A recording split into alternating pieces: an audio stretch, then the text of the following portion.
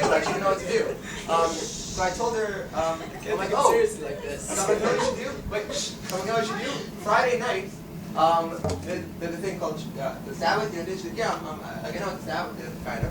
I'm like, so every Friday night, they have services Friday night, and then afterwards there's this big dinner. Everyone's like really nice. She's like, oh, is that this week also? I'm like, yeah, it's actually every Friday night, like for the rest of eternity.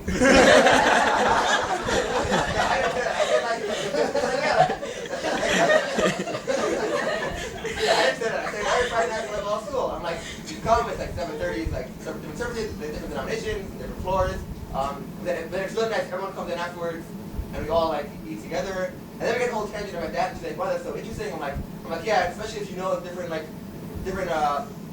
groups. It's especially nice with knowing all the tensions between them. Everyone comes together. She's talking about that, and she's like, wow, that's so beautiful. And I'm sure if I knew, then she's like, I'll check on Wikipedia about all the different groups. And I'm like, yeah, but don't. I'm like, even though it's a great thing, like, don't judge them based on the stereotypes of like what they are. But like, if it's really like something special to like meet them individually and like really get to know them. She's like, wow, they're so cool. And she's like, she's really like fascinated by that. And I was telling Carl, like, I come from an Orthodox background, and all different people, and it's just meeting parents, and like my mom's like, whatever, my mom's family, whatever. She's like talking on and on. Then I told her, so she's like, it's so cool because I work on Friday. She works at the Better Than the Bookstore, that store they have their thing in. Whatever, she says someone who works there. So if you guys go there, if everyone goes there to get her book, you see this girl Erica, make sure you didn't tell her. Which store? It's what's it called? House of Our Own. House of Our Own Store. Yeah.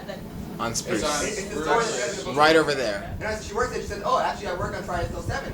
So this is perfect. I can come right after work. I can talk to them." Like, yeah, that's great. You can come if you want to come to service 7:30. It's not a meal afterwards. And like, that's like, and I told her like, you know, it's gonna be a little overwhelming because it's gonna be like 200 people there. She's like, "Oh, that's okay. Like, I've been to that before, and like I'm good." And I'm like, "Okay, as long as you're like, learning, but like you should know like always during lunch and dinners there's always people here. There's always kosher dining. She probably didn't know kosher is again." And then like, you know, they're always people to talk to, and they're different rabbis. And like, do you know what a rabbi is? She's like, "Yeah, that's like a priest of like the church." I'm like, yeah, kind of. To talk to, like really like this like classes, beginner classes, and like all these things.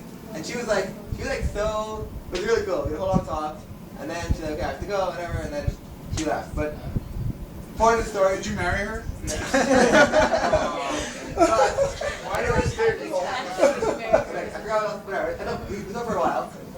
And then I realized, and then I like quickly ran and said, and I like quickly down Marv. I made it like towards the end of the filming, but it was just like such an amazing encounter. Like, it was like really like a random encounter. You have this come, and then I was telling someone else's story, Judah Siegel.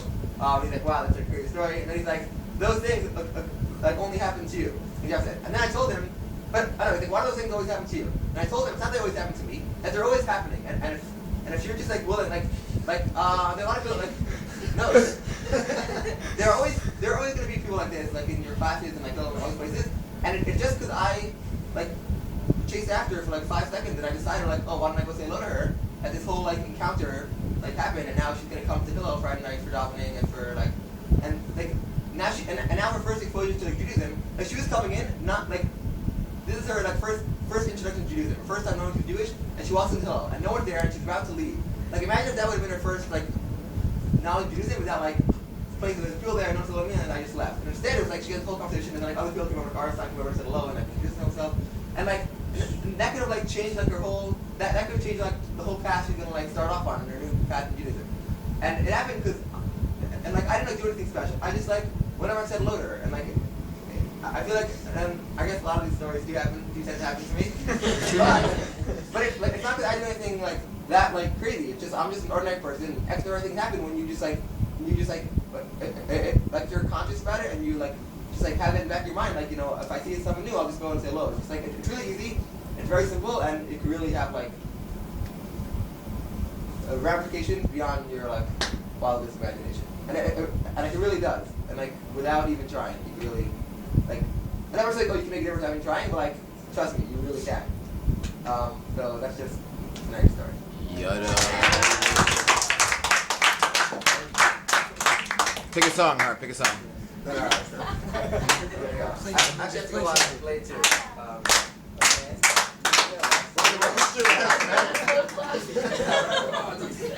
Thank you for coming to story time. Thanks for having me. Yay! I love story time. That was it.